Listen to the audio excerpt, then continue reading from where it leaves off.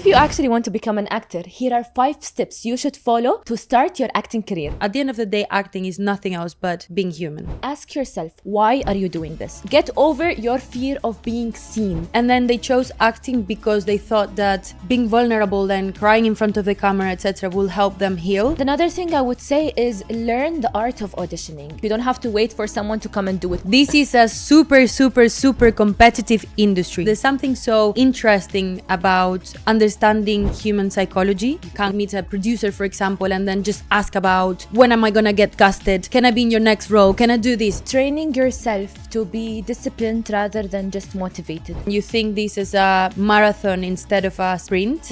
I would highly recommend that you get yourself on any set that you can. Do it. The right moment doesn't exist. We live in an age of social media. You can take that as a chance to put yourself in front of the camera. When you wake up in the morning, you never know what opportunities are gonna come to your door. People work with people that they like, basically.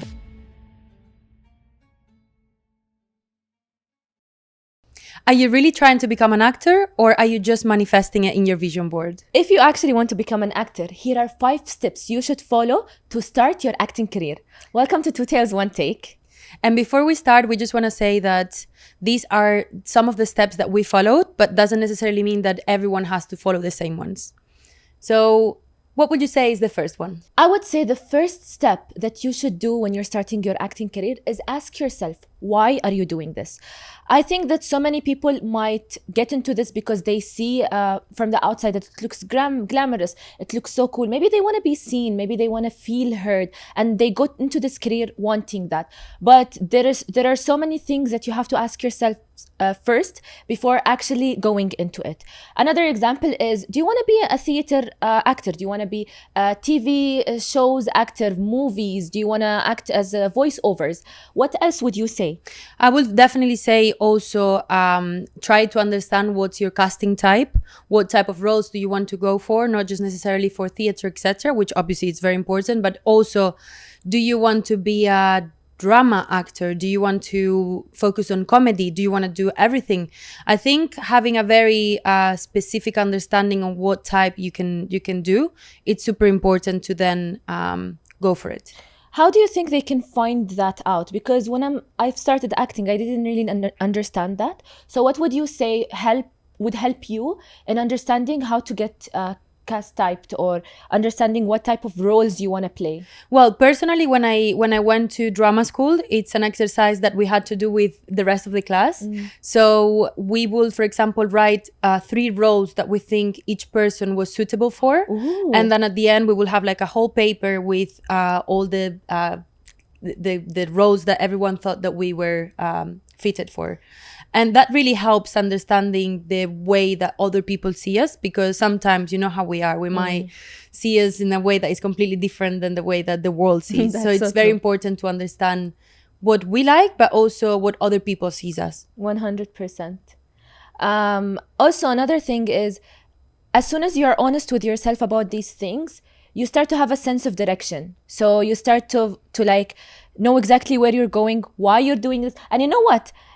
Sometimes people are like, oh, if you're only doing this for fame, then get out really fast and stuff like that. I agree with that to an extent, but also maybe they are doing it for fame, and it's fine as long as they are honest with themselves. If you're doing it for the money, it's fine as long as you're honest with yourself, so that you don't just keep telling yourself lies and then getting disappointed, because this is an industry with so many highs and lows and so many things that you can't really expect. So knowing way before that why you're doing this is, I think, is so important. I think it's super important.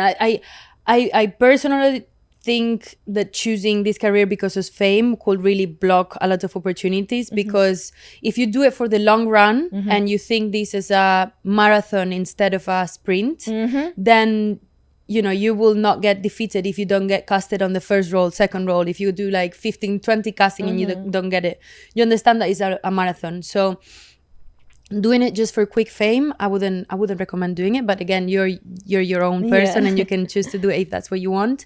But yeah, also another thing that I would very, very recommend, it's to get mentally tough.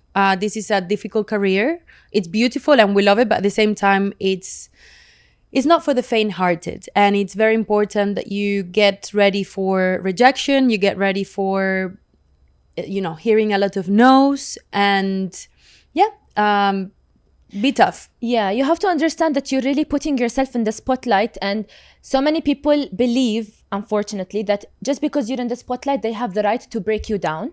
So just don't allow it to happen. Just be aware that anyone who throws things at you is usually a projection of their own selves. It's not easy. Like, you will get picked on your insecurities. You will get rejected on so many roles. And you also have to understand that sometimes there are skills that you really have to work on it. So sometimes the rejection is not really just because, oh, they hate you or the world is against you. No, there are things maybe that you need to improve. Of course. Maybe there are skills that you need to work on. For sure. So yeah, being mentally tough is... Being mentally tough.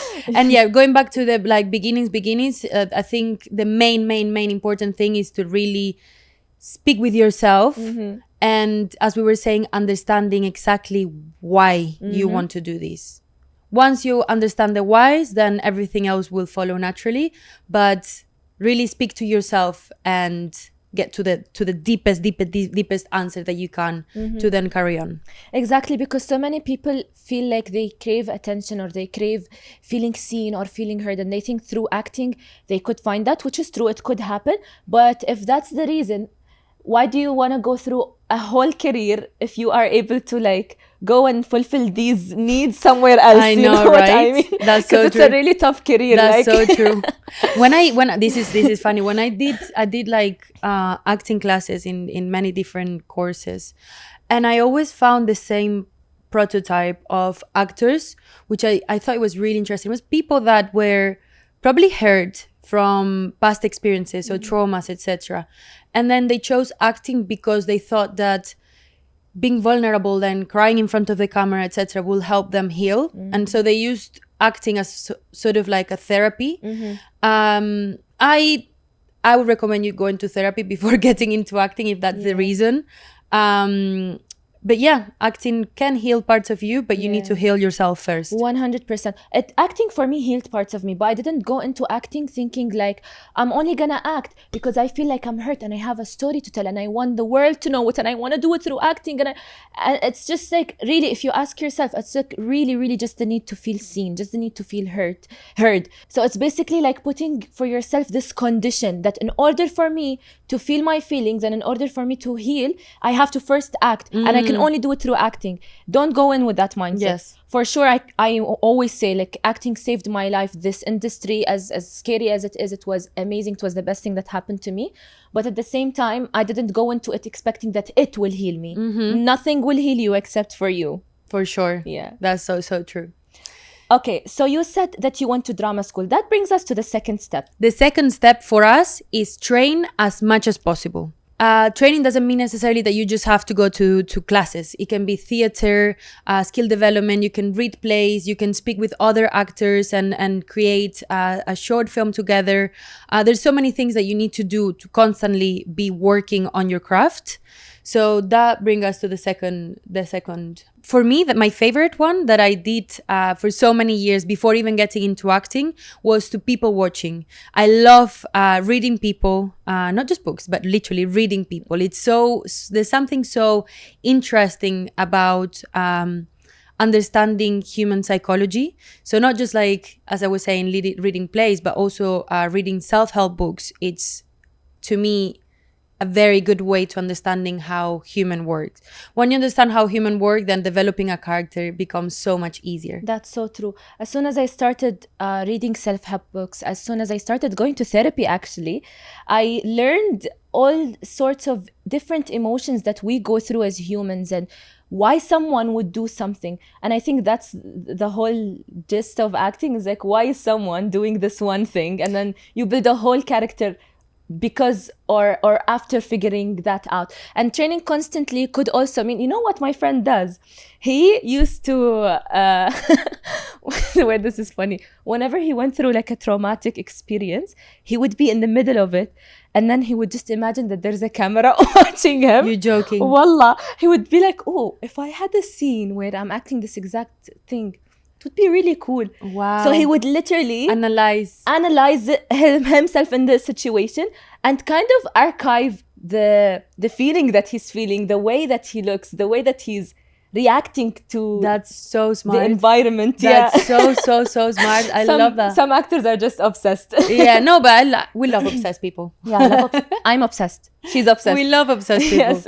But yeah, like a very, very good exercise as well, apart from that one that I'm going to take on now, it's to speak with as many people as possible, people that normally you wouldn't speak with. Like you go on the street and choose, every day you need to speak with at least 5 new people, and then just truly really try to understand why they are the way that they are, why they react the way they do, what's their story, you know, understand what's their story. And honestly, that's one of the things that have made me understand the most about humans. And at the end of the day, acting is nothing else but being human. Oh, that's beautiful. I would also say that training yourself to be disciplined rather than just motivated. It's so important because, as you said, you could go to like 15-20 castings and get rejected in all of them. So you need to have this discipline of, I have to do one thing every single week at least that will get me towards becoming a better actor. Whether it's building new skills. And you know what's beautiful about acting is that when you're an actor, you should be someone who is knowledgeable about every single industry. You need to know about horses. You need to know about sports. You need to know about different cultures, because one day you might be in the spot to act someone who's a horse rider. You might be in the spot to act someone who comes from a certain culture. That's why it's so important to be curious. You can't not be curious and be an actor. That's so true. I love that. So yeah, build your skills. And by the skills, we don't just mean like voice acting and people watching and all of these things, but also your real life skills. You want to have this part of your brain that is able to learn new things fast, because on set, everything is so fast. And also social skills, because we are in an industry that we are constantly working with different people. Every project you will be working with different people. And if you're not a person who understands how to talk to everyone and you know, just having social skills, basically you will struggle a lot, because you will be spending so many hours on set with crew, cast, etc. And it's super important that you understand just in general how to manage that situation. Okay, so now you've figured out why you're doing this and you've started training. The third step would be to build a portfolio. Can you tell us a little bit about that? Yes, this is a very good and fun part, because that's when you can start, well, not start, you were being creative in the other tips as well, but in this one, you can actually start seeing your work become reality. It's super important. You need to have 2 things. First one, headshots. Every actor needs to have headshots. Headshots normally are in a plain background. You can have like a few different headshots. Normally, we recommend 2 to 3, showing different type of ranges. You can have like your hair up and down. Normally, casting directors will prefer seeing you naturally without much makeup. So very minimal or none at all. No glasses, no hat. Exactly. They want to see how you look like on a normal day, because they want to imagine what it would be like if they put makeup on you, if they put certain clothes at you. But if you're already wearing a character, it's going to be difficult for them to imagine that. You need to be a plain canvas, yes, basically. Yes, that's a perfect way to put it. You can maybe, as we were saying, playing a little bit with your hair or some clothes in a different way, but be a plain canvas. Yes. They need to be able to mold you as they want. And it's so important, this has to be very, very, very high quality. Because imagine, it's almost like RCVs. Our faces are RCVs. You have a casting director that will go through hundreds of headshots, hundreds and hundreds and hundreds of headshots. They'll literally scroll like that, tin, tin, tin, and they'll only stop on people that have super professional headshots, that are clear, that are like beautiful in a sense, like beautifully captured. Captured. So if you have to invest some money, I will definitely recommend to invest some money into having good headshots. And if you don't have that money yet because you haven't started working yet, we would recommend that you would start slow. You would try your best to like ask for help from a friend. And that's when like if you started training, if you started going to the theater, if you started like connecting with other people from the industry, you will definitely have someone who's willing to collaborate with you. So if for example you be like, oh, I will mention you on Instagram, I'll put your name down as you someone who took my headshots, and at the same time you will be someone who has professional headshots. Or if you don't have access to that, we have iPhones now that are insanely good quality. You can use that until you are able to pay for a professional photo shoot. But pay for a professional photo shoot when you can, because it's super important. Step number 2 is to get a show reel. A show reel is basically a clip, like lots of clips of you acting. And if you haven't done any projects yet, for this one, it's completely fine. If you want to do a monologue, you put your camera up there, you record yourself doing a monologue or 2-3 monologues, and then you can put them together, and that's how you create your show reel. If you have done projects already, it could be like a short film, etc., then use those clips and put them in. So you can start basically getting jobs if you have a headshot or a few headshots and your show reel. And the show reel has to be something that showcases the skills that you have and the range that you have as an actor. You don't want to have a monologue of you just being sobby and sad the whole time. You want to really put the best performance you have. Imagine that this is what's gonna sell it for you. This is what's gonna make the casting director go like, ooh, I'm gonna show this clip to the director. The director is gonna go like, ooh, that's someone I wanna have on my set. So you wanna put as many skills as possible. You wanna showcase as much emotional range as possible. And I think that's why it's super important that you ask yourself at the beginning what type of cast you want to be casted for, what's your prototype, etc., and then use that. If you only have 3 minutes, for example, or 2 minutes to create your show reel, ask your friends, where do you think, or what type of roles do you think I could be going for? If it's a teacher, for example, you look great as a teacher, then try and do that. Don't go for the astronaut, you know? You can maybe do that later on, but to start with the basics and what you think and what you're most comfortable with. And another thing I would say is learn the art of auditioning. People don't understand. There are so many things that are so important for you to know when you go audition. First of all, the social skills, as Billy mentioned. But also, when you're on set, it's so easy for you to get into character because you're in the clothes, you're in the makeup, you're in a setting that allows you to imagine better with an actor that allows you and like exchanges energies with you. But when you're in an audition room, it's only you and your imagination. So auditioning is literally an art. Watch as many audition videos as you can. There are so many videos on YouTube that you can write on YouTube, how can I audition better? What does auditioning mean? And there are in-person auditions, and then there are self-tapes. Do you want to tell us a bit about the self-tapes? Yes. So this depends on like which part of the world you're looking us from. If you're seeing us from Europe, for example, or even America, then definitely you need to learn about self-tapes. Self-tapes is basically you get script or an audition from your agent or casting director. You have to learn the lines, normal. And then you record yourself. So you will have a scene partner, which could be literally your mom, your brother, your sister, your partner, whoever it is, the neighbor, reading you the other parts of the line. And then the good thing about this is that you don't have the pressure of being in a room with casting directors, etc. You can do as many times as you want, and if you don't like it after 100 times, you can do 101. So that's the good part about self-tape. But I would say that one very important thing about self-taping is, again, looking professional. You can't do it in your kitchen with like a fridge behind, your sister crying next to you.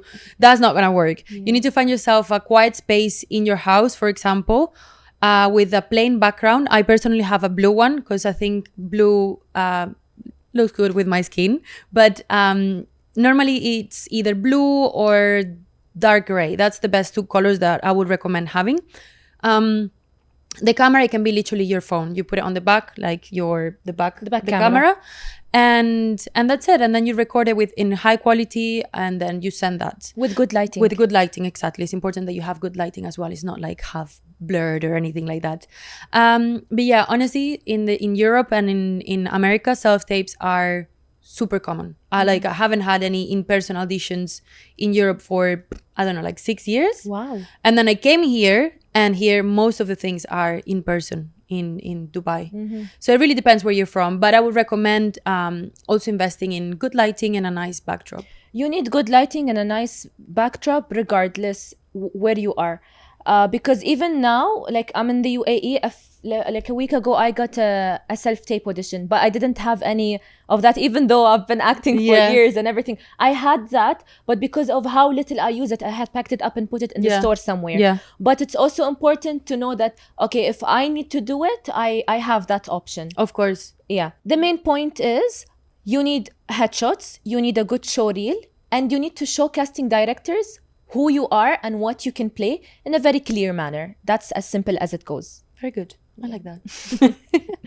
Having said that, this industry moves through people, not just through industries. And the more connections, the more networking you do, the better.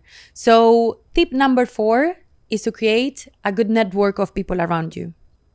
It is through people that I have met in the theater and festivals and movie get-togethers and these places that I have found jobs, that I have gotten connections that allowed me to have more connections, that allowed me to have even more jobs. So how would you recommend that we get into that? There's so many different ways. Like I personally like to reach out to everyone. I can reach out to 10 people and maybe 1 reply. Amazing. I've got 1 opportunity. So then I'll go to meet this person. And again, it's very important to have good social skills. You can't go to meet a producer, for example, and then just ask about when am I going to get casted? Can I be in your next role? Can I do this? No, that's not how things work. You need to make people like you because people work with people that they like, basically. That's 100% true. It's very important that you don't think that you're the center of the world. We are not. We're just a little puzzle, a little piece of the puzzle. And it's very important that you actually care about other people's jobs and you understand why a producer is a producer and why a director is a director. And so then you can create genuine connections, and it's not just about what can you give me. 100%.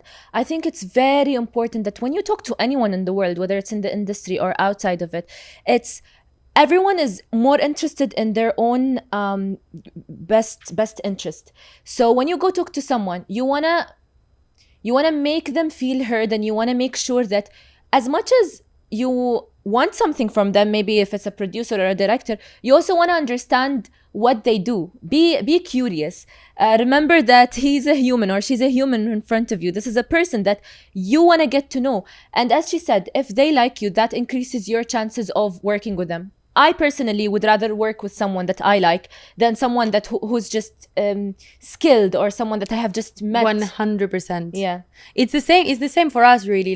We want to work with people that we enjoy working with. If we're gonna be on set for how many hours, for I don't know, a month or two, for how many hours a day, for a month or two, we want to be next to someone who's uplifting and nice and genuine, kind, and that you can have a good time as well as working, rather than someone who's always moody and upset, So it's very important that you keep that in mind. Approach these meetings and get-togethers as a chance to learn more, as a chance to connect with people from your industry, as a chance to learn something new that could help you in your acting, and you are gonna create a creative family in the process. Trust me when I say, as soon as I started going to my local theater, when I started going to movie festivals, I met the most amazing people, and I have lifelong friends who to this day either mentor me or give me advice on whatever project I'm working on, even if it wasn't from them. Exactly. And this is something that we want to create as well with the podcast, we always say that, but have our little creative family. We're so lucky to see how many people are interested in coming to the podcast and be part of this amazing experience that we're doing.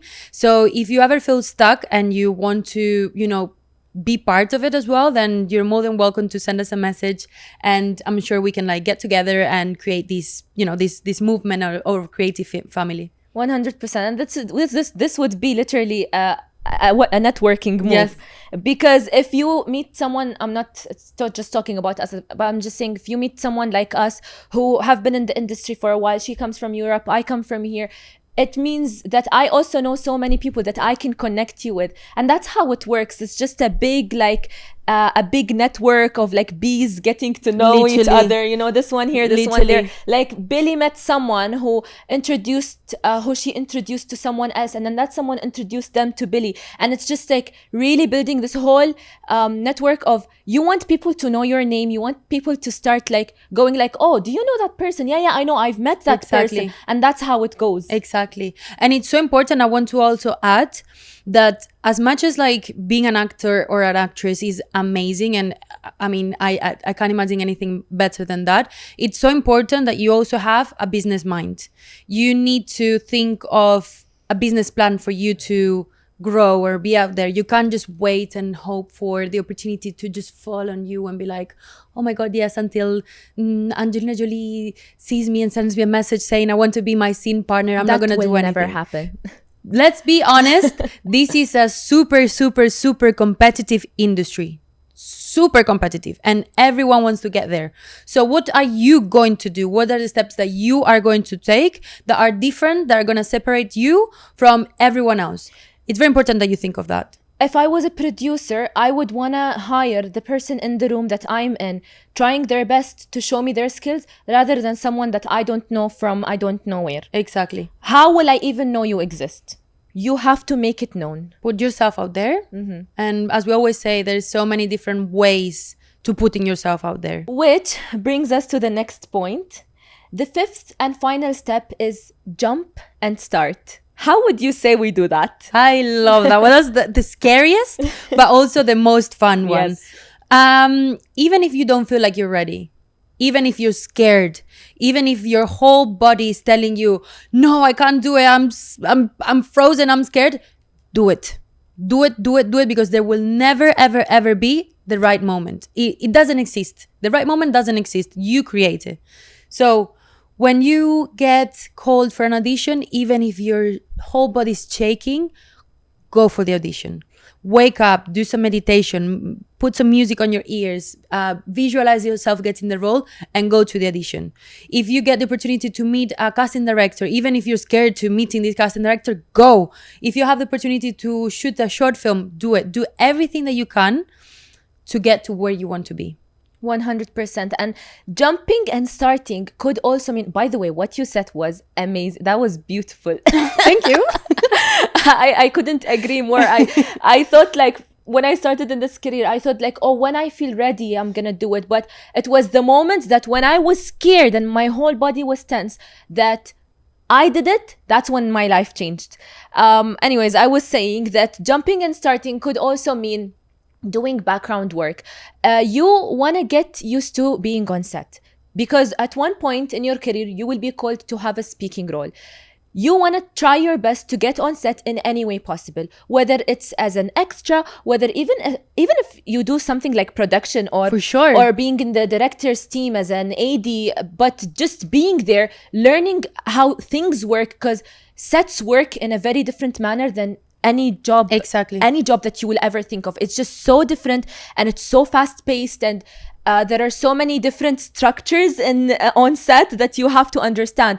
I would highly, highly recommend that you get yourself on any set that you can, even if you're just there as a volunteer to watch and learn. Another way to do background work, or like jumping and starting, is creating short films for yourself. You don't have to wait for someone to come and do it. You want to understand how cameras operate. You want to understand what makes, for example, how the mics operate, how lights operate, and all sorts of things. We live in an age of social media. You can take that as a chance to put yourself in front of the camera, because to be honest, one of the scariest things is to put yourself out there, is to get over your fear of being seen, get over your fear of people watching you do something that they're not watching you do. So if you can get on TikTok, if you can get on any platform and do something that is creative, do something that even if it looks bad, just post it out there so that you could get constructive criticism and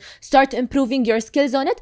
I could not recommend that more. That's so true. Even us that we've been in the industry for many years, we were so scared to now come here and do the podcast. So anything that you can do to help you relax in front of the camera, or learn a new skill, as we were saying before, jumping, it doesn't necessarily mean that you go straight into a production. It means that you maybe take the class of, I don't know, like horse riding that you always wanted to do, but you've never done it.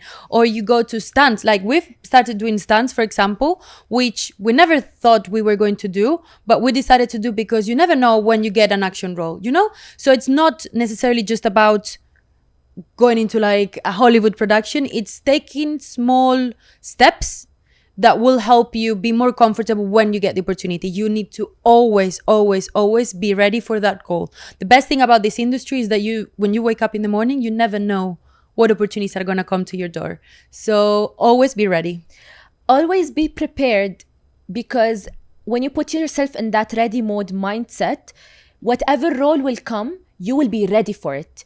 If you say, I'm only going to start preparing when a role comes, I don't think that that's going to be very healthy for your career or even your mental state. I think that's super important what you said. Your mental state needs to almost be always there. Like at any time it can happen. Yeah. And that's such a like exciting way of living if you think about it. You wake up every day with the possibility that you might get an amazing role, or you might get called for a short film, or you might get the recall that you've been waiting for, or your agent saying, hey, by the way, this producer really liked you. Can you self-tape? You never know what's going to happen. And that takes us to a last step, which is not necessarily within the list. But again, differentiating Europe and America with, for example, Dubai and the Middle East. For us in Europe, it's super important that you get an agent. Normally, you won't get as many castings if you're not represented. So once you have followed all of these steps, you build your portfolio, you build your CV, your short reel, your headshots, you have done some work, etc. Then you can start applying for agencies. It's very important that when you apply for agencies, you look for what type of people they represent, what's the values that the agency has. Not all of them are the same, and it's very important that you do your research before you start. But yes, having an agent in Europe and America, it's super, super, super important. Since the UAE is a growing industry when it comes to the film industry, I would say that it's so important to go to the local theaters, and there's an academy here called Sharjah Performing Arts Academy that brought people and professors from all over the world to teach acting and to teach productions. And there are so many classes that you can take here in the UAE. I think here in the UAE, I would say network as much as possible, because agents is still a growing concept. There are agents here and there, but agents who take on a full roster of actors, we still don't have that. And I want to add something. It's insane how good it is, Dubai, for example, for networking. I've never in my life been in a place where people are so ready to meet you for a coffee and talk about what they do and understand what you do. So if you're in Dubai, the best thing you can do, networking. Reach out to as many people as possible. I'm sure so many people will say yes to have an introduction with you. More people than you expect, yes, actually. For sure. Yeah. I would say also, take it easy on yourself. Don't compare yourself to others. Take the things that we said and understand that maybe we've put them as step number 1, 2, 3, 4, and 5, but maybe if I start with step number 5, it could work for me more than starting from step number 1, for example. Every single person is so different than the other, especially in this industry. For sure. And I like what you said about be patient with yourself. This is, as we were saying, is a marathon, is not a sprint career. And there's not really competition. It's you against you, and how much you can improve yourself. That's the only thing that you should be looking at. The way my career advanced is very different than the way that Rahab's career advanced. It's not better or worse, it's just different paths. And that's exactly what you need to think when you get into this career. There's no right or wrong. Just compare yourself to the person that you were last month, a year ago, and see where you stand today. See what you can do better, and be grateful for yourself if you actually decide to go into this career, because it's a very tough career, and I admire everyone who has the mental state and mental capacity to actually do great things in this career. So good luck. I think these are really, really useful steps that I wish someone told me when I started. And as we always say, we are your creative family. So if you want to network with us or speak or whatever, then you know we're here. We love you. Thank you, and bye-bye. see you next Please week. don't forget to like and subscribe, and please share this with any creative who you think will get use of it. Bye-bye. Bye.